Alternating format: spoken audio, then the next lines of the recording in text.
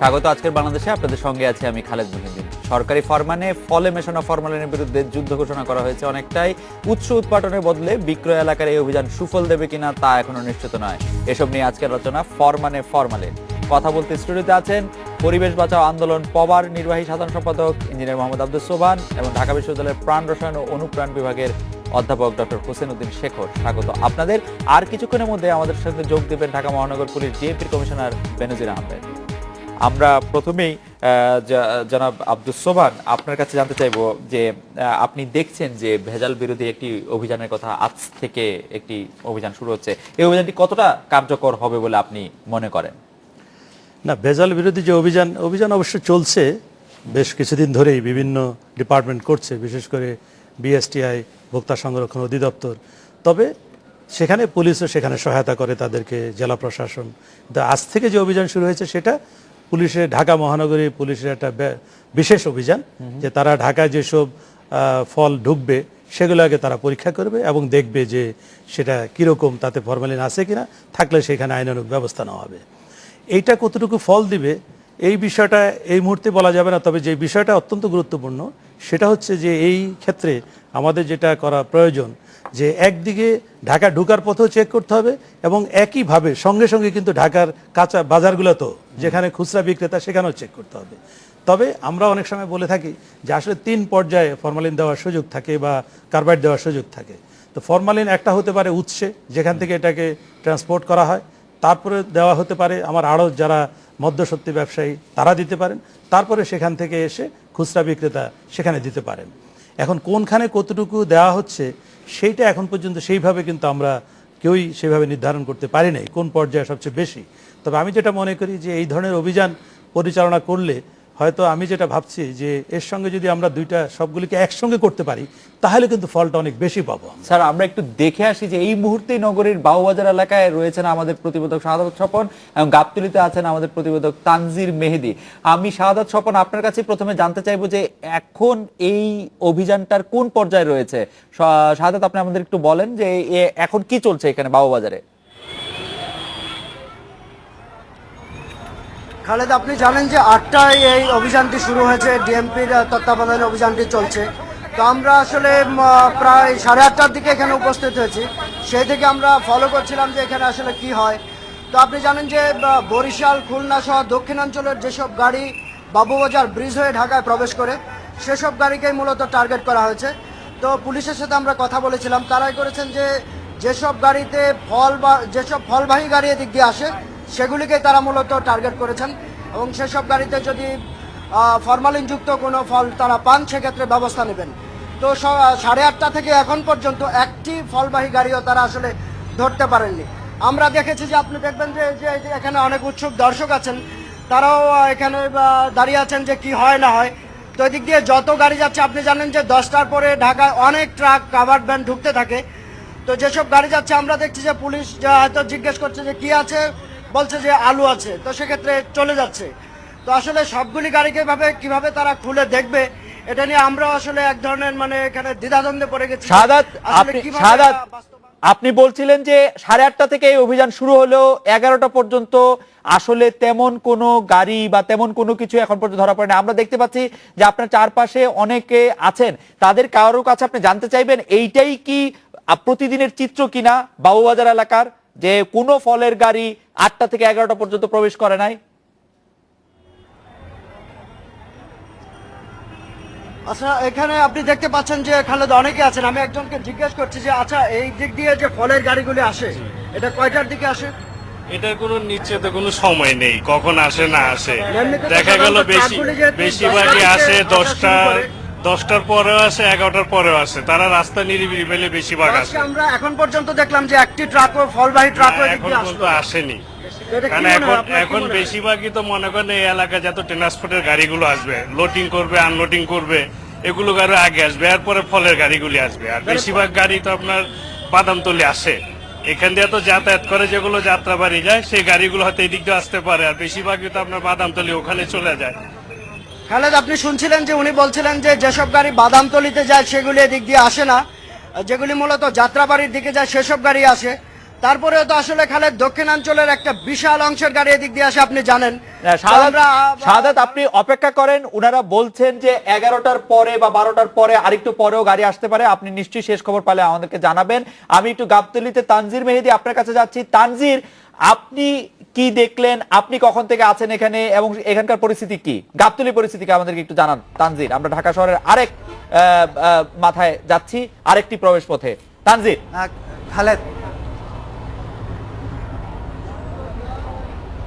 খালেদ, আপনি জানেন গাবতলী ঢাকা শহরের সঙ্গে দেশের অন্যান্য জেলাগুলোর বেশ গুরুত্বপূর্ণ একটি সংযোগ সড়ক।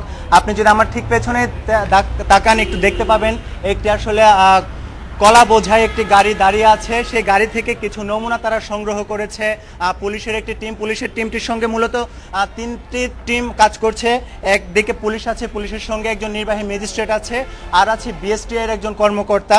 তারা এই গাড়ি থেকে কিছু নমুনা সংগ্রহ করার পর সেটিকে একটি পলিথিনে কিছুক্ষণ রাখার পর সে পলিথিনটিতে ফর্মালডিহাইড নামে একটি মিটার প্রবেশ করাচ্ছে। সেই মিটারই আসলে বলে দিচ্ছে এখানে ফরমালিন আছে কি না। তারা যারা এই পরীক্ষাগুলো করছে সে কর্মকর্তারা আমাদেরকে জানিয়েছেন যদি কোনো ফলে 2 এককের বেশি ফরমালিন পাওয়া যায় সেক্ষেত্রে তারা তাৎক্ষণিকভাবে এই ফলগুলো নষ্ট করে ফেলার একটা ব্যবস্থা নেবেন। 2 এর নিচে যদি সেই মাত্রাটা থাকে তাহলে সেটা তারা ছাড় দিবেন। খালেদ, আপনাকে আরেকটি গুরুত্বপূর্ণ বিষয় একটু জানিয়ে রাখতে চাই। এখন পর্যন্ত আসলে এখানে অভিযান শুরু হওয়ার প্রায় 3 ঘন্টা পার হয়ে গেলেও আসলে গাড়ি ধরতে পেরেছে তারা মাত্র 4-5টি, এবং সবকটি গাড়ি ছিল কলার, একটি গাড়ি ছিল টমেটো। সেই গাড়িগুলোতে এখন পর্যন্ত কোনো প্রকার অভিযোগ তারা পায়নি বলে আমাদেরকে জানিয়েছে। কিন্তু যে দলটি আসলে ফরমালিন অভিযান। তানজির, আপনি 4টি গাড়ি ধরাকে মাত্র বলছেন কেন? তানজির, আপনি কতটি গাড়ি ধরা হবে আশা করেছিলেন? কারণ খালেদ, আপনি জানেন এইটি বেশ খালেদ, আপনাকে একটি বিষয় জানিয়ে রাখতে চাই। আপনি জানেন এটি বেশ গুরুত্বপূর্ণ একটি সংযোগ সড়ক, এবং এখানকার যারা লোকজন আছে তারা আমাদেরকে জানাচ্ছিলেন এখানে আসলে রাত 10টার পর প্রতিনিয়তই ট্রাক ঢুকতে থাকে, এবং ট্রাকগুলো ফল বোঝায় গাড়িগুলো আপনি কারওয়ান বাজারের দিকে যায়, কিছুটা মিরপুরের দিকেও যায়। কিন্তু সেই তুলনায় আজকে গাড়ি প্রবেশ কম করছে বলে সাধারণ মানুষরাই আমাদেরকে জানিয়েছে। খালেদ, আর আরেকটি গুরুত্বপূর্ণ বিষয় আপনাকে একটু জানিয়ে রাখতে চাই, তারা এই ফলে শুধুমাত্র ফরমালিনটাই চেক করতে পারছে। তাদের কাছে যে ডিভাইসটি আছে সেটি কেবল ফরমালিনই চেক করতে পারে। যদি এইসব ফলে অন্য কোনো রাসায়নিক পদার্থ মিশিয়ে থাকে সেটি ধরার মতো কোনো ডিভাইস এখন পর্যন্ত যে টিমটি কাজ করছে সেই টিমের কাছে নেই। খালেদ, তানজির, আপনাকে অনেক ধন্যবাদ আমাদের সাথে এসে যোগ দিয়েছেন পুলিশ কমিশনার বেনজির আহমেদ। আপনাকে আমাদের অনুষ্ঠানে স্বাগত। জনাব বেনজির আহমেদ, আপনি কি যানজটে আটকা পড়ে দেরি করেছেন না ইচ্ছা করে দেরি করেছেন?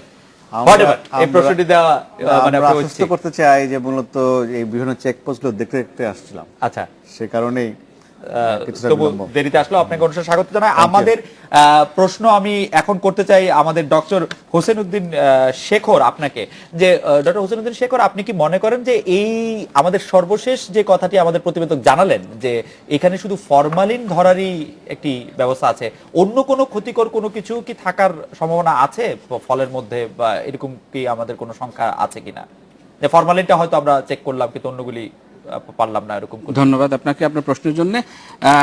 প্রথম কথা হচ্ছে যে ফরমালিন আপনি যে ডিটেক্ট করছেন যে যন্ত্র দিয়ে, আদৌ কি ফরমালিন ডিটেক্ট হচ্ছে কিনা। কতগুলি ফ্রুটস আছে যেগুলি ফ্রুটস অ্যান্ড ফুডস যেগুলিতে automatically naturally there will be some formalin আর সামথিং, যেটা আপনাকে ফরমালিন যে কিট আপনি ইউজ করতেছেন সেটাতে একটা পজিটিভ রেজাল্ট দিবে। যেমন ফর এক্সাম্পল আমি বলি যে খেজুর, আপনি যদি যত খেজুর টেস্ট করেন আপনার ফরমালিন কিট দিয়ে, it will give you a positive test, because there is a group, একটা সুগার থাকে, চিনি থাকে জানেন খেজুরে, সেই চিনিটা ফরমালিনের আপনি যে কিট ইউজ করতেছেন সেই কিটের সাথে রিয়েক্ট করতেছে, সেই কিটের কেমিক্যালের সাথে রিয়েক্ট করে আপনার একটা কালার দিচ্ছে, যেটা থেকে আপনি বুঝতেছেন যে এখানে ফরমালিন আছে। সো ডেফিনেটলি আপনি বলতে পারছেন না যে এই ফরমালিনটা কি অ্যাডেড ফরমালিন না এটা আপনার এই ফুডের মধ্যে থাকা কোনো কিছু জন্যে এই টেস্টটা পজিটিভ আসছে। এক, দ্বিতীয় কথা হচ্ছে যে ফরমালিন ছাড়াও যেই ফ্রুটসগুলি আমরা গ্রো করছি এগুলিতে বিভিন্ন স্তরে কেমিক্যাল দেওয়া হয়, যেমন এট আর্লি স্টেজ দেওয়া হয় ইনসেকটিসাইড। এই ইনসেকটিসাইড তো আপনি ধরতে পারতেছেন না until and unless you are taking all this fruits to your laboratory. তো ল্যাবরেটরি টেস্টের দরকার, ইনসেকটিসাইডের দরকার, এবং সেগুলি আপনার রেসিডুয়াল এফেক্ট অত্যন্ত ক্ষতিকর। দ্বিতীয় হচ্ছে যে দ্বিতীয় স্তরে দেওয়া হয় ফল পাকানোর জন্য রাইপেনিং কতগুলি hormones, and that hormone you can't even detect with this kit. And formalin যেটা আপনি মাপছেন যে কিটের মাধ্যমে, সেই কিটটা কতটুকু ক্যালিব্রেটেড, এই কিটটা কি আদৌ ঠিক আছে, is it giving you the right result that you intend to get, এটা কি আপনি পাচ্ছেন কিনা এটা জানা দরকার। দ্বিতীয় কথা হচ্ছে যে এই কিট যারা অপারেট করতেছে, আর they skilled enough to operate this kit, এটাও একটা প্রশ্ন। এই ফরমালিনের যদি পজিটিভ মানে ফলস পজিটিভ রেজাল্ট আসে, ফলস পজিটিভ বলতেছি, তাহলে কিন্তু আপনি কখনো বলতে পারবেন না যে আপনার ফলে আসলেই ফরমালিন আছে কিনা। এমনও হতে পারে যে ফরমালিন নাই কিন্তু ফরমালিন দেখাচ্ছে। কিন্তু ডক্টর শেখর, একটা জিনিস হচ্ছে যে পুলিশের এই দায়িত্বটা তো ঐচ্ছিক, এই দায়িত্বটার জন্য আসলে কোন সংস্থাটা বা পৃথিবীর অন্য দেশে এই দায়িত্বটা আসলে কে পালন করে, যে খাদ্যদ্রব্যে ভেজাল থাকে না ফরমালিন থাকে না? Actually it has got 3 stakeholders. একটা হচ্ছে যে আপনার যারা প্রডিউসার, যারা এইগুলি তৈরি করতেছে তাদেরকে মনিটর করা। দ্বিতীয় হচ্ছে যে কনজিউমার্স, যারা আমরা খাচ্ছি তাদের অ্যাওয়ারনেসের ব্যাপার আছে। তৃতীয় হচ্ছে যে সরকার। তো সরকারের বিভিন্ন সংস্থা আছে, যেমন ধরেন বিএসটিএ আছে, পুলিশ আছে এবং আরো অনেক সংস্থা আছে যেগুলি সরকারি দায়িত্বে এগুলির প্রোটেকশন দেওয়া। আমি একটু জনাব বেনজির আহমেদ আপনার কাছে আসি। জনাব বেনজির আহমেদ, আমরা বাবুবাজারে, আপনি আসার আগে আমরা বাবুবাজারের সঙ্গে যুক্ত হয়েছিলাম। বাবুবাজারে আমরা দেখেছি এখন পর্যন্ত একটিও ফলের ট্রাক ঢুকে নাই। গাবতলীতে অন্যান্য দিনের চেয়ে ফলের ট্রাকের সংখ্যা অনেক কম বলে বলছেন ওখানকার লোক। এটাকে আপনারা ঘোষণা দিয়েছেন বলে ফল আমদানি কমে গেল, না কি মনে হয়? আপনি নিজেও দেখে এসেছেন, আপনি আব্দুল্লাহপুরে ছিলেন আমি জানি কিছুক্ষণ আগে, আমাদের প্রতিনিধিও আব্দুল্লাহপুরে যাবেন কিছুক্ষণের মধ্যে। সম্ভবত তাই, কারণ সম্ভবত এই চেকপোস্টের কারণেই আজকে ট্রাকের সংখ্যা অনেক কম। আসলে গতকাল থেকেই ট্রাক কমে গেছে, আপনারা দেখে থাকবেন ডেইলি স্টারে আজকে একটা প্রতিবেদন রয়েছে এই বিষয়ে। তো আমাদের উদ্দেশ্য কিন্তু এই ফলের ব্যবসা বন্ধ হয়ে যাক সেটা কিন্তু না। মূল ব্যাপারটা হচ্ছে যে এই ফরমালিনের বিষয়টি এখন জাতীয় আতঙ্কের পর্যায়ে পৌঁছে গেছে। প্লাস বিভিন্ন ধরনের chemical use of different kinds of chemicals, এর কতটি অনুমোদিত কেমিক্যাল, অনুমোদিত মানে কি আমার দেশ বলছি না, আমি বলছি গ্লোবাল পার্সপেক্টিভে। কারণ আমাদের দেশে কিন্তু কোনো স্ট্যান্ডার্ড আমরা করতে পারি না, এই ধরনের অথরিটিও আমাদের এখানে নাই। তো সে কারণে এটা মুশকিল। আপনি এটা প্রশ্ন করছিলেন বিদেশে কারা করে এটা, আমেরিকাতে করে FDA, food and drug administration, তারা করে এটা। তো এখন এরকম বিভিন্ন দেশে বিভিন্ন ধরনের অথরিটি আছে, আমাদের এখন বোধহয় দ্রুত এই ধরনের অথরিটি করা প্রয়োজন, যাতে করে তারা এই বিষয়টা, আমাদের সব হচ্ছে বিচ্ছিন্ন বিএসটাই এক ধরনের কাজ করে, অন্য এক ধরনের কাজ করে। বিএসটি শুধু প্রসেস ফুড নিয়ে কাজ করে, তাদের তালিকাতেই নাই ফলের ফলে কথা। এগুলো মুশকিল। তো এগুলো কিন্তু এর ফাঁক দিয়ে আমরা কিন্তু হত্যাকাণ্ডের শিকার হচ্ছে, স্লো পয়জনিং এর শিকার হচ্ছে। এখন কিছু কিছু আমাদের প্রফেসর সাহেব কিছু বললেন যে কিছু কিছু ফলে ন্যাচারালি ফরমালিন থাকে। এটা কিন্তু if you go to the website of হু, ওয়ার্ল্ড হেলথ অর্গানাইজেশন, সেখানে কিন্তু লেখা আছে যে কোনটা থাকে, এবং সেখানে এটাও বলা আছে যে লেখা আছে যে একটা মানুষ দৈনিক কত মাত্রার হজম করতে পারে, আর ন্যাচারালি কোন ফ্রুটে কতটুকু ফরমালিন থাকে, এই বিষয়গুলো কিন্তু আছে। এগুলো কোনোটা আবিষ্কার করার দরকার নাই, সবই আছে। আর মুশকিল হলো যে আমার দেশে এগুলো আমরা এখন পর্যন্ত ফর্মালাইজ করি নাই, এগুলো করা দরকার খুব দ্রুত। এই যে কৃষকরা উৎপাদক প্রান্তে যে কত কিছু ব্যবহার করছে কেমিক্যাল, এবং এই কেমিক্যালের কোনটা আন্তর্জাতিক পর্যায়ে বিভিন্ন সভ্য দেশ ব্যবহার করে, কোনটা করে না আমরা জানি না। আমরা এগুলো পাইকারি হারে ইম্পোর্ট হচ্ছে, আর ব্যাপক হারে এগুলো ব্যবহৃত হচ্ছে। আর ইভেন এই যে শাক সবজিগুলো, এই যে ভেজিটেবল যেগুলো খাই বাসায়, আমরা দেখা যায় যে যেদিন তারা বাজারজাত করবে তার 2 দিন আগে এন্ড্রিন দিয়ে নিয়ে আসে, হুইচ ইজ ডিরেক্ট পয়জন। এখন এইগুলোর ব্যাপারে অনেক সময় কৃষকরা সচেতন না, অনেক সময় এই যে পাইকারি হারে যে ইম্পোর্ট হচ্ছে, এই ইম্পোর্ট হওয়াটাকে তারা এক ধরনের জাস্টিফাই করার চেষ্টা করে, এই যে ইম্পোর্ট হচ্ছে তার মানে গভর্নমেন্ট অ্যাপ্রুভ করেছে এটা। তো এই আমার মনে হয় এখন খুব দ্রুত আমাদের একটা যেতে হবে একটা ন্যাশনাল অথরিটি, যাতে করে যারা এইগুলোকে এই যে কৃষি পর্যায়ে, উৎপাদক পর্যায়ে, বিপণন পর্যায়ে, প্রসেসিং পর্যায়ে, সমস্ত পর্যায়ে নিয়ন্ত্রণ নিয়ে আসে। আমরা একটা বিরতি নিচ্ছি জনাব বেনজির আহমেদ। বিরতির পর ফিরে এসে আপনার কাছে জানতে চাইবো যে আমাদের দর্শকদের প্রশ্ন, সেই পর্যায়ে সমস্ত পর্যায়ে নিয়ন্ত্রণ নিয়ে আসে। আমরা একটা বিরতি নিচ্ছি জনাব বেনজির আহমেদ।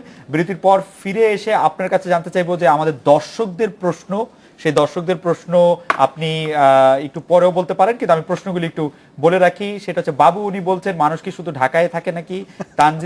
তাজিন সুলতান উনি বলছেন চেকপোস্ট দিয়ে ফরমালিন কিছুটা ঠেকানো গেল, ঢাকার ভিতরে যদি কেউ ফরমালিন দিলে সেটা কিভাবে ধরা হবে?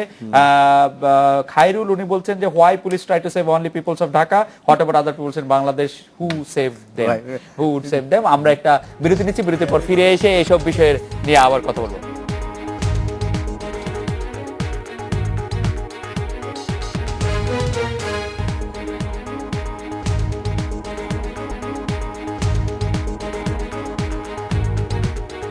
ফিরলাম। আজকের বাংলাদেশে বিরতির আগে আমরা দর্শকদের প্রশ্নের কথা কিছু জানিয়েছিলাম, যেখানে দর্শকরা বলছেন যে ঢাকায় একমাত্র মানুষ থাকে কিনা, ঢাকার ফরমালিটিকেই কেন করা হচ্ছে, সেটা ডিএমপি কমিশনার নিশ্চয়ই বলবেন। পাশাপাশি আমি আরো কিছু দর্শকদের মতামত পড়তে চাই। তারা এক ধরনের মতামত করছেন, যেমন সজলের মতামত আমার চোখের সামনে এই মুহূর্তে আছে, যেটি বলছেন যে একটি বিশেষ ট্রাইব্যুনাল করে যারা খাবারে ফরমালিন মিশায় তাদের সর্বোচ্চ শাস্তি দিতে হবে, তাহলে ভয়ে কেউ ফরমালিন দিবে না।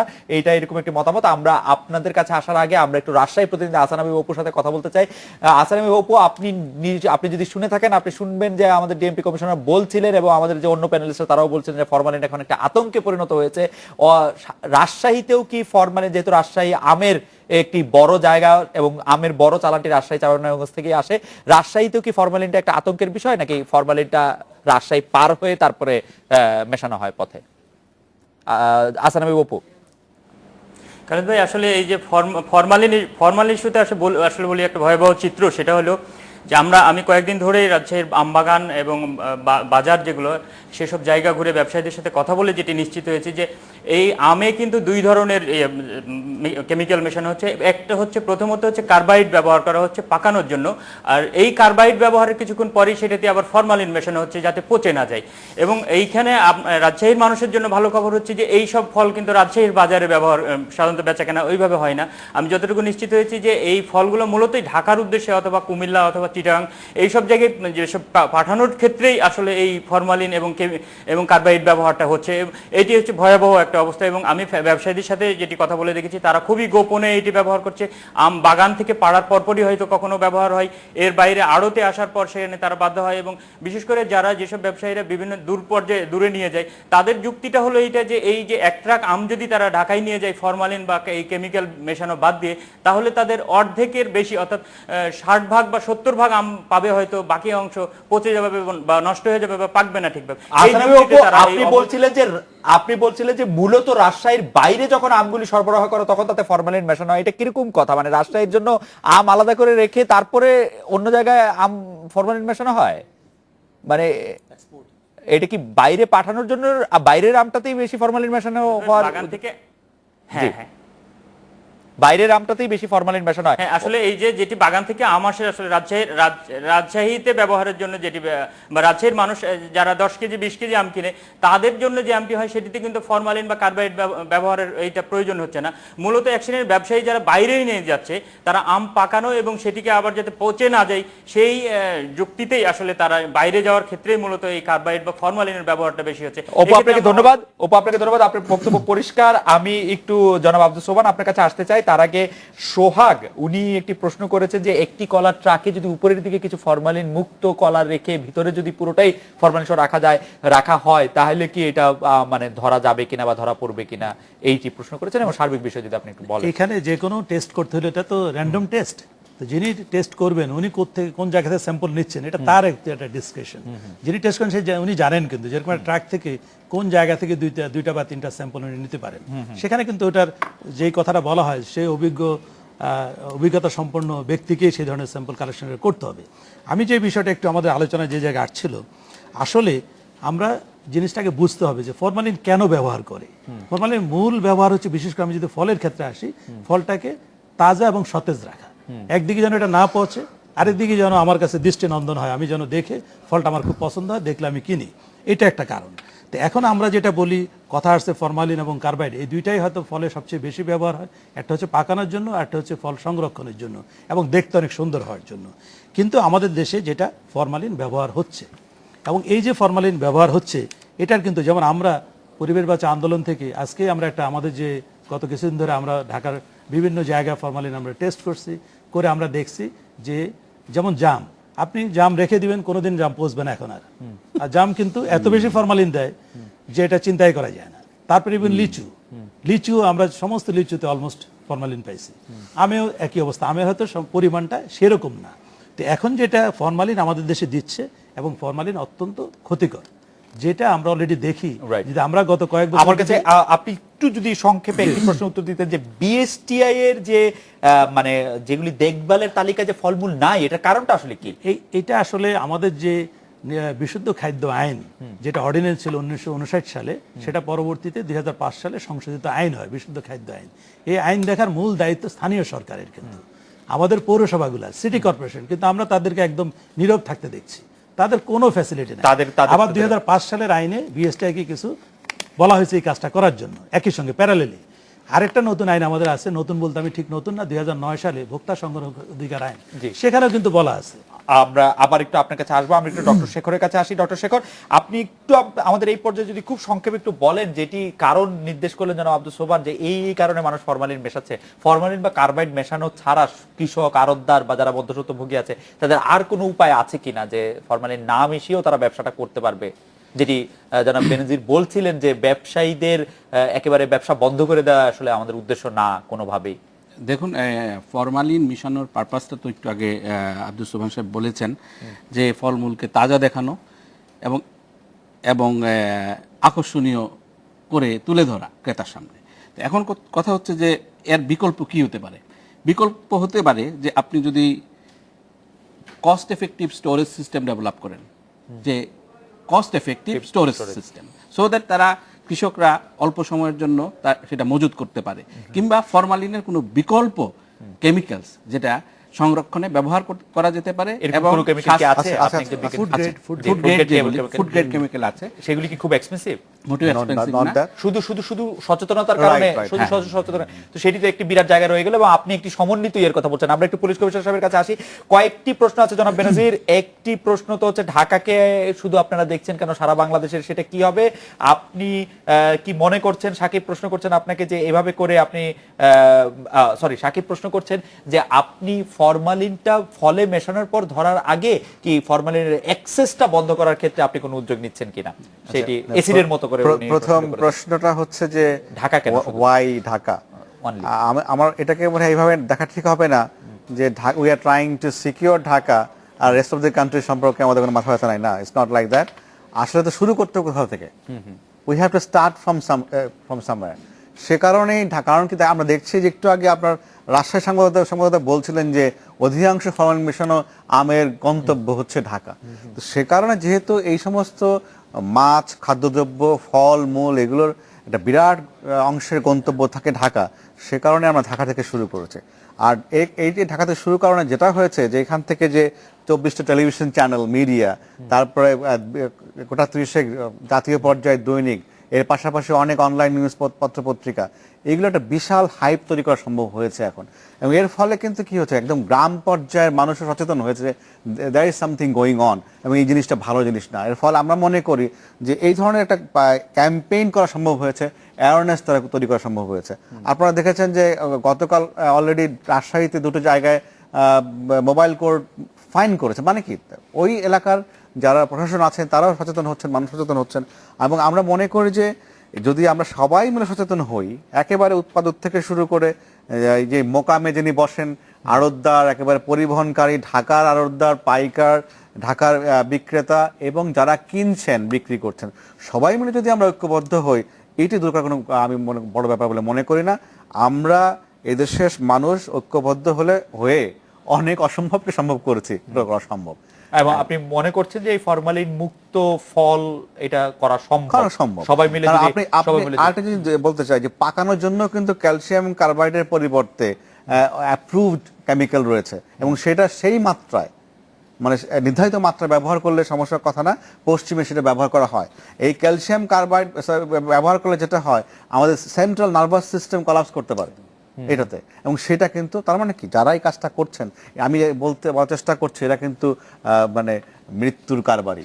আমি একটু ডক্টর শেখরের কাছে জানতে চাইবো যে ডক্টর শেখর, এই যে যেগুলি ফুড গ্রেড কেমিক্যাল যেগুলি কথা আপনি একটু বলছিলেন, সেগুলি আমদানি করার জন্য কি মানে সরকারি পর্যায়ে কোনো উদ্যোগ নেওয়া উচিত, না বেসরকারি পর্যায়েও এটা উদ্যোগ নেওয়া যেতে পারে?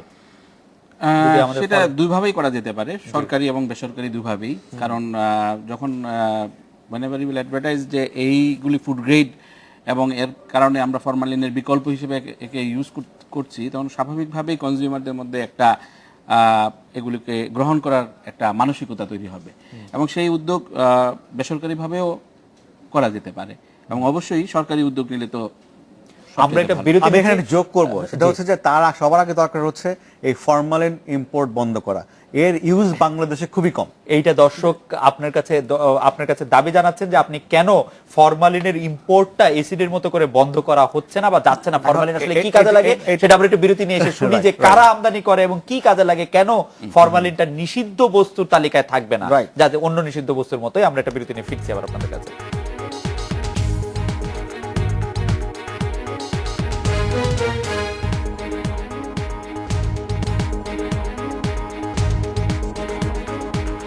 ফিরে এলাম আজকের বাংলাদেশে। বিরতির আগে আপনাদেরকে জানিয়েছিলাম যে আমরা গাবতলীতে আমাদের যে প্রতিবেদক আছেন তানজির মেহেদি, তিনি আমাদেরকে জানিয়েছিলেন যে একটি গাড়িও তখন পর্যন্ত আমের গাড়ি ঢুকেনি। এই মুহূর্তে একটি আমের গাড়ি সেখানে ঢুকেছে।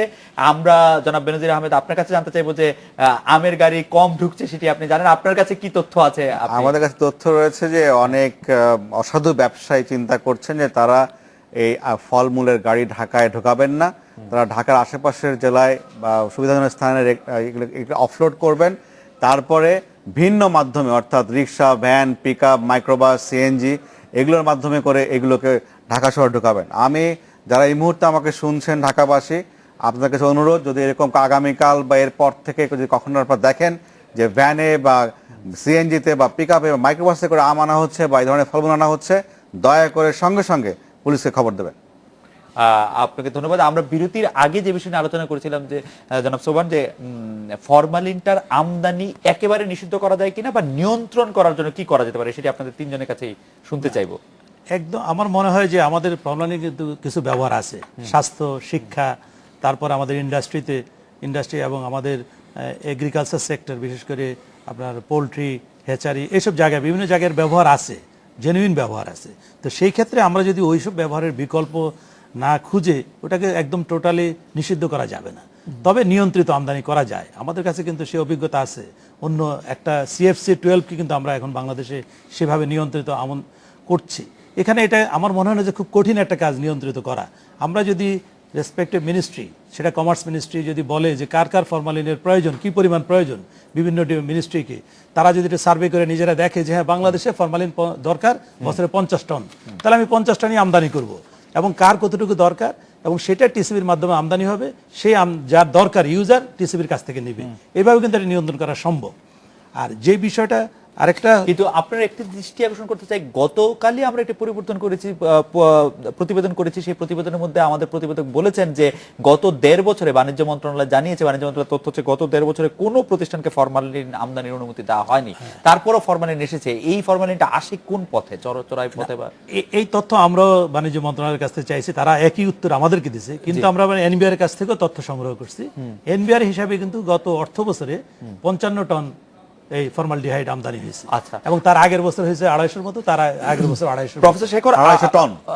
প্রফেসর শেখর, ফর্মালডিহাইড আমাদের একটু বলেন হিসাবে কিন্তু আরো অনেক বেশি, মানে এই ফরমালিন আমদানিটা নিয়ন্ত্রণ করার জন্য আপনি কোন উদ্যোগ করতে চান? আর আমাদের দর্শকরা আপনার কাছে একটু জানতে চাইছেন যে মানে ফরমালিনটার ভয়ে ছোট বাচ্চাদেরও মানে কোনো ফল কিনে দেওয়ার দাবি থাকলে তাদের সেটা আবদারটা মেটানো হচ্ছে না, এই ভয়টা কি আসলে কতটা যৌক্তিক, বা এটা কি আমরা বেশি ভয় পাচ্ছি? প্রথম প্রশ্নের উত্তর আমি বলি, একজন শিক্ষক হিসাবে আমি যেটা মনে করি যে মানুষের নৈতিকতা বোধ এই জিনিসটা সবার আগে জাগ্রত হওয়া উচিত, এবং এই মোরাল এডুকেশন আমাদের দেশে একেবারেই নিম্ন পর্যায়ে, নিম্নগামী, এবং এই নৈতিকতা বোধ যতদিন আপনার মানুষের মধ্যে জাগ্রত আমরা করতে না পারছি, ততদিন আপনি আইন কানুন বলেন, কোর্ট বলেন, পুলিশ বলেন, আর যা কিছুই বলেন, এগুলি দিয়ে আপনি নিয়ন্ত্রণ করতে পারবেন না। ফেন্সিডিল নিয়ন্ত্রণ করা যায় নাই, অ্যাসিড সন্ত্রাস কিছুটা নিয়ন্ত্রণ করা গেছে, কিন্তু উৎপাদন করা যায় নাই। সেই জন্য আপনার নৈতিকতা বোধের দরকার আছে, এক। আর দ্বিতীয় যে প্রশ্নটা আপনি বললেন যে বাচ্চাদের ক্ষেত্রে ফরমালিন আরও বেশি ক্ষতিকর, এই কারণে যে বাচ্চাদের টিস্যু র্যাপিডলি গ্রোয়িং, একটা বাচ্চা যখন গ্রোথ হচ্ছে তার প্রত্যেকটা সেল ডিভিশন হচ্ছে, এবং সেই ক্ষেত্রে ফরমালিন বা যেটা ফর্মালডিহাইড, এটা হিউম্যান কার্সিনোজেন, তো হিউম্যান এটা ক্যান্সার তৈরি করতে পারে, সেই ক্ষেত্রে বাচ্চাদের জন্য ফরমালিন চরম মাত্রায় ক্ষতিকর। আচ্ছা, তার মানে বাচ্চাদের জন্য এটা ক্ষতিকর আছে। আপনি কি কিছু যোগ হ্যাঁ, করবেন? একটু বলতেছিলাম যে বাচ্চাদের তো ক্ষতি করি, গর্ভবতী মাদের জন্য আরো বেশি ক্ষতিকর। আমাদের দেশে যে এখন আমরা দেখতেছি প্রতিবন্ধী, বিকলাঙ্গ, অটিস্টিক, এটা কিন্তু এরই কিন্তু একটা কারণ। আপনি আমাদের বয়সের লোকদের মধ্যে দেখেন এগুলো কিন্তু ছিল না, বা আপনার বয়সও, কিন্তু এখন কিন্তু আমরা এটা অনেক বেশি দেখছি। এবং আরেকটা তথ্য আছে, আমি একটু দেই আপনাদেরকে। আন্তর্জাতিক একটা গবেষণা সংস্থা বলছে যে বাংলাদেশে এখন প্রতি বছর ক্যান্সারের প্রতি এমন একটা আকার ধারণ করছে, প্রতি বছর 20% হারে ক্যান্সারের প্রতিষেধকের ডিমান্ড বাড়ছে। জনাব বেনজির আহমেদ, যে গোপনে বা চোরাই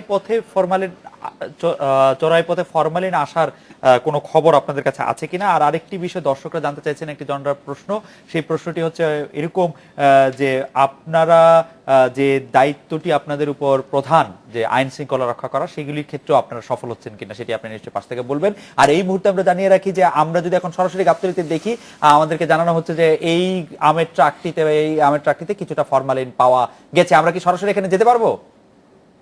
কিছুটা ভালো। বা কত পাইছে?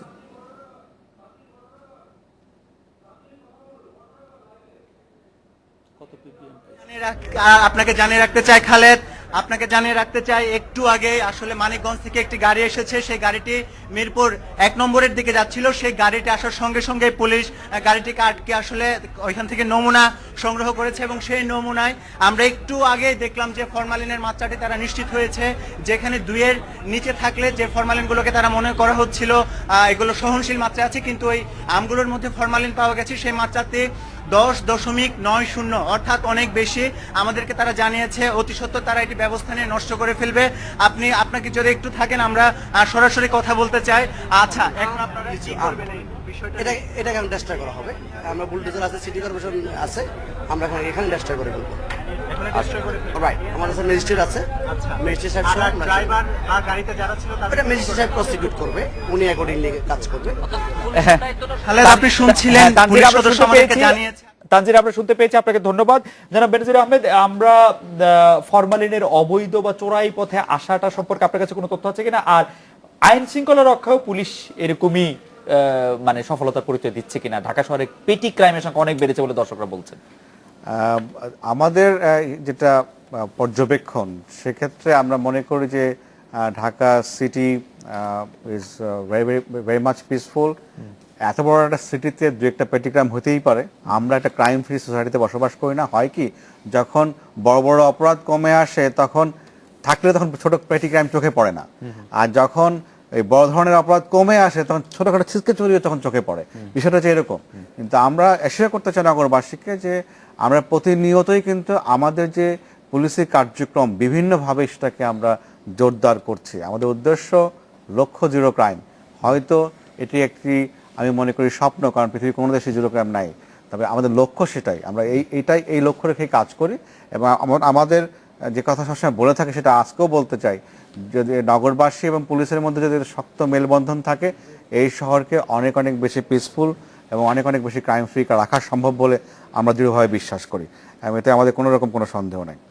আর চোরাই ফরমালিনের কোনো, আমরা যখনই আমরা মূলত এই যে ফরমালিনের ইম্পোর্টটাকে নিয়ন্ত্রণ করতে পারবো, তখনই আমরা বুঝতে পারবো এটা কি পরিমাণ এটার উৎপাত রয়েছে। আসলে যেহেতু এই যে 200 টন, 250 টন, 50 টন প্রতি বছর ইম্পোর্ট করছি আমরা, এতে প্রচুর ফরমালিন আমাদের দেশেই আছে। সেক্ষেত্রে তো চোরা কারবারিদের এই কষ্ট করার দরকার নেই। বর্ডারে ঝুঁকি নিয়ে গুলি খেয়ে নিয়ে আসার ঝুঁকি তো তারা নেবে না। যখন আমার দেশে এটা দুষ্প্রাপ্য হবে তখন হয়তো এটা হতে পারে। একটি প্রশ্ন চট করেই আপনাদের তিনজনকে করতে চাই। আমাদের দর্শকদের একটি গ্রুপ জানতে চাইছেন যে এটা তো আম, আনারস, আম, কলা এগুলির ক্ষেত্রে গেল, কিন্তু বিদেশি ফলের ক্ষেত্রে যেমন বলছেন যে গুলশান বনানীর মতো অভিজাত এলাকা থেকেও আমরা কমলা কিনে, সেই কমলাতে সন্দেহ হচ্ছে, আপেলে কিনে সন্দেহ হচ্ছে, সেই সব ক্ষেত্রে আপনাদের পর্যবেক্ষণ কি পরিবেশ বাঁচাও আন্দোলনে? এবং ইম্পোর্টেড ফুডও আছে, ইম্পোর্টেড ফুডও আছে, এই জন্যই তো বলা হয়েছে। এবং একটা নির্দেশনাও ছিল আপনার মহামান্য হাইকোর্টের, যেটা আমাদের বন্দরগুলোতে এনবিআর এবং কাস্টমসকে সেখানে তাদের সক্ষমতা বৃদ্ধি করা এবং সেখানে টেস্ট করা, এবং এটা আমাদের করা দরকার। একটা লাইন অ্যাড করি, যে ইম্পোর্টেড ফুডটা যেখান থেকে আমরা আমদানি করি, যে সমস্ত দেশ থেকে, ধরেন অস্ট্রেলিয়া, তিউনিসিয়া, ইজিপ্ট, এই সমস্ত দেশ থেকে যখন ফলগুলি উৎপাদন করার পরে আমাদের মতো ভোক্তা সাধারণের কাছে আস্তে আস্তে কিন্তু সময় লাগে প্রায় 2 মাস। কারণ এই 2 মাস সেলফ লাইফ আপনি কিভাবে দেবেন, এবং সেটা ফরমালিন ছাড়া এত সস্তা বিকল্প কিন্তু নাই। যার ফলে এগুলোতে আপনি ফরমালিন পাবেনই ইম্পোর্টেড ফ্রুট, এবং ইনভ্যারিয়েবলি দেখা যায় যে ইম্পোর্টেড ফ্রুটের মধ্যে ফরমালিন আছে। আচ্ছা, ইম্পোর্টেড ফ্রুটে ফরমালিন দূর করার জন্য পুলিশ কমিশনার সাহেব কি ব্যবস্থা নিচ্ছেন সেটাকে আমরা একটু শুনতে পারি। আমরা একটু বিরতি নিয়ে ফিরবো। আমার মনে হয় ইঞ্জিনিয়ার সোবানও কিছু বলতে চাইছেন। না, আমি যেটা বলতেছিলাম, উনি যেটা বললো যে ফরমালিন সস্তা, এই জন্য তারা উঠে দিচ্ছে। একটু আগে কিন্তু আমরাই আলোচনা করলাম যে এর এর বিকল্প বিকল্পও আছে, আছে। তো আমরা এই বিকল্প ছাড়া কেন Right, এটা আনতে right. দিব? ইম্পোর্টেড সেই ফুডের কথাটাই। ক্ষেত্রে কি ব্যবস্থা পুলিশ প্রশাসন নিচ্ছে, আমরা একটা বিরতি নিয়ে ফিরে আসি। all right. বেনজির আহমেদ, আমরা একটা বিরতি নিচ্ছি, বিরতির পরে শুনবো এই কথা।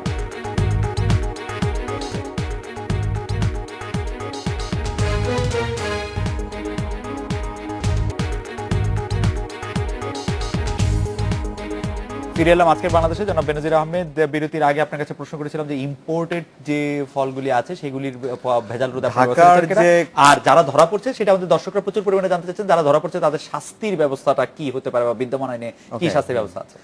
যারা আমরা প্রথমে আসে যে ইম্পোর্টেড ফ্রুটস, ঢাকার যে সমস্ত বাজার রয়েছে সেখানে আমদানিকৃত ফলের মধ্যে আমরা ফরমালিনের উপস্থিতি পেয়েছি। মজার ব্যাপার হলো এই যে আমরা ঘোষণা দিয়ে এই অভিযানটা করছি হচ্ছে দেশীয় ফলের বিরুদ্ধে, কিন্তু গতকাল আমাকে চিঠি লিখেছে ইম্পোর্টার্স অ্যাসোসিয়েশন। আমি বুঝলাম না এরা কেন ভয় পেল। তার মানে কি, আমার এটা দেখে আমার মনে হচ্ছে যে খুব দ্রুত আমাদেরকে এখানে যেতে হবে, কারণ যেহেতু আমরা অপারেশন করছি দেশীয় ফলের বিরুদ্ধে, তাদের কথা আমরা উচ্চারণও করে নাই, কিন্তু তারা বিশাল চিঠি লিখেছে আমাকে, এবং এই ফরমালিনের বিরুদ্ধে বিভিন্নভাবে নিয়ে বিনিয়ে যে কথাগুলো বলা হচ্ছে তাদেরকে উদ্দেশ্যটা এইটাই, দয়া করে আমাদের কাছে আসবেন না। তো এই চিঠি থেকে আমার মনে হচ্ছে খুব দ্রুত এখানে আমাদের যাওয়া দরকার, কারণ এখানেও কিছু একটা আছে। তবে আমরা যেটা বলতে চাই সেটা হচ্ছে এই যে আমরা এই আমদানিকৃত ফলের মধ্যে আমরা ফরমালিনের উপস্থিতি পেয়েছি। মজার ব্যাপার হলো যে বাংলাদেশে যেটা একটু আগে আমাদের অন্যতম আলোচক বলছিলেন যে ফল যখন দেশে ঢোকে পরীক্ষার কোনো ব্যবস্থা নাই, এবং সাবেক বাণিজ্য মন্ত্রীকে আমি ব্যক্তিগতভাবে অনুরোধ করেছিলাম, সম্ভবত উনি সময় করতে পারেন নাই, যে দয়া করে সমস্ত কি বল ল্যান্ড পোর্টে এবং এয়ারপোর্টে দুইভাবেই আমাদের দেশে ফল আসে, এই পরীক্ষা না করে ঢোকানো যাবে না। আরও ভয়াবহ তথ্য আছে, বাংলাদেশের অনেক ইম্পোর্টাররা ইম্পোর্ট করেন ওই এন্ডে আছে বাংলাদেশি এক্সপোর্টার, ঠিক আছে? যেমন অস্ট্রেলিয়া, ওখানে বাংলাদেশি এক্সপোর্টার আছে, প্রচুর বাংলাদেশি কমিউনিটি ওখানে মাইগ্রেট করেছেন। এরা গিয়ে ওখানে নিজেরা ফরমালিন মিশিয়ে তারপরে এক্সপোর্ট করে, কারণ কোনো অস্ট্রেলীয় বিদেশে কিন্তু সহজে এই ধরনের বিষ মিশিয়ে এক্সপোর্ট করবে না। একই অবস্থা কিন্তু সৌদি আরবের খেজুরের মধ্যে আছে, যেখানে যেখানে বাংলাদেশিরা এক্সপোর্টার হয়েছে সেখানে অবস্থা আরো ভয়াবহ। আইন এবং শাস্তির প্রসঙ্গে জানতে চাইছিলেন, ইঞ্জিনিয়ার সোবানও একটু বলবেন যে এই যে বিদ্যমান আইন আছে সেই আইনের মধ্যে শাস্তির ব্যবস্থাটা এখন আমরা মানে যেটা আমরা বেশি বেশি করার চেষ্টা করছি সেটা হচ্ছে এই যে মোবাইল কোর্ট, যাতে করে দ্রুত বিচার করা যায়। কারণ হচ্ছে যে এই আমাদের নর্মাল রেগুলার কেসগুলো আমরা জানি ব্যাকলগ আছে অনেক মামলাগুলোতে, ফলে দীর্ঘ সময় লাগে। কিন্তু আসলে খাদ্যের মতো একটা বিষয় তাৎক্ষণিক বিচার, মানে অনেকটা যেরকম আগেকার জামানার কাজের বিচারের মতো বিচারের দরকার আছে এখানে। তো সে কারণে, কারণ নগদ যদি বিচার না পায়, মানুষ দেখতে না পায়, তাহলে যেটা হয় রাষ্ট্রের উপরে, প্রথা প্রতিষ্ঠানের উপরে মানুষের আস্থা কমে যায়, বিশ্বাস দুর্বল হয়ে যায়। তো সে কারণে আমরা এইটাকে করছি। এখানে যেমন কি বলে পণ্য ধ্বংস করার বিধান আছে, জরিমানার বিধান আছে, জেলেরও বিধান আছে। আমি এই সুযোগে 30 সেকেন্ডে বলে নিতে চাই যে আমরা কিন্তু এর পাশাপাশি ঢাকার যে বাজারগুলো আছে সেখানেও আমরা অভিযান করব, এবং এরপরে কিন্তু ম্যাজিস্ট্রেটরা যারা আছেন, বিচারক যারা আছেন, তারা কিন্তু এই জেল দেওয়ার বিষয়টি বিবেচনা করতে পারেন। ইঞ্জিনিয়ার সোবান, আমরা যে ঢাকার যে আমরা যেটা বলছি মৌসুমী ফল, আম, জাম, লিচু ছাড়াও আমরা কিন্তু আমদানিকৃত ফলও কিন্তু আমরা এই পরীক্ষা করছি যে এই গত কিছুদিন ধরে, সেগুলোতে কিন্তু ফরমালিন অনেক বেশি পাওয়া গেছে। বিশেষ করে আঙ্গুরের ক্ষেত্রে অনেক বেশি, আপেল, মালটা সবগুলোতেই আছে। তো এই জন্য যেটা বললো, আমি আর এটা রিপিট করি না যে আমাদের সক্ষমতা বাড়াতে হবে পোর্ট এলাকায়, এবং আমরা শহরেতে করবই। আর যেটা বললেন যে উনি যে মোবাইল কোর্টের কথা, মোবাইল কোর্ট করে ঠিক আছে, যেহেতু আমরা যদি মনে করি যে মামলা ডেডলক আছে এই জন্য ওখানে যাওয়া যাবে না, কিন্তু মোবাইল কোর্টেও যে সর্বোচ্চ শাস্তি দেওয়ার বিধান আছে সেটা কিন্তু আমরা দেখছি না। চীনে কিন্তু এই ফরমালিন ব্যবহারের জন্য মানে মৃত্যুদণ্ড দিচ্ছে, এবং সেই মৃত্যুদণ্ড কিন্তু ওপেন স্পেসে দিচ্ছে, এবং সেই ফাঁসিতে যাকে ঝুলাইছে তাকে 2 দিন ওইখানে রেখে দিচ্ছে মানুষকে দেখানোর জন্য। আমাদেরও এরকম, যেহেতু এরা নীরব ঘাতক, এরা আমাদেরকে খুন করতেছে। আমরা যদি অন্য আইনে বিচারের জন্য কোনো কেউ খুন করলে তাকে যাবজ্জীবন কারাদণ্ড বা তার মৃত্যুদণ্ড হয়, তাহলে এই যে পুরা জাতিকে খুন করছে তাদেরকে আমরা এইভাবে 1 লক্ষ বা 50,000 টাকা জরিমানা করব, 15 দিন জেল দেবো, এটা কি যথেষ্ট? আমি মনে করি যথেষ্ট না। এবং যেটা আমাদের যে নতুন আইন যেটা হয়েছে 2013 সালে, নিরাপদ খাদ্য আইন 2013, 8 মাস চলে গেছে কিন্তু আমরা এই আইনের কোনো কোনো কিছুই দেখছি না, পরিলক্ষিত হচ্ছে না আমাদের কাছে যে কি হচ্ছে।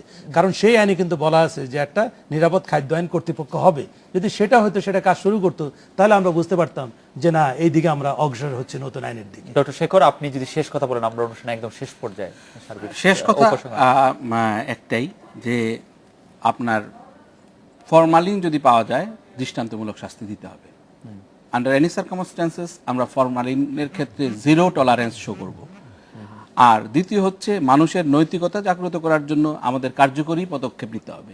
এটা একটা নৈতিক শিক্ষা যে খাদ্যে বিষ মিশানো অন্যায়, অপরাধ, এবং সেই অপরাধ আমরা কালেকটিভলি করছি, সেখানে আমরা সবাই জড়িত। যারা এই নৈতিকতা, এই স্খলনের বিরুদ্ধে সোচ্চার না হচ্ছি, তারা সবাই আমরা এর stakeholder. So we want to get rid of this situation, এবং সেই জন্য যা যা করণীয় দরকার প্রত্যেক স্টেক হোল্ডারকে তার নিজ নিজ অবস্থান থেকে সেটা করতে হবে।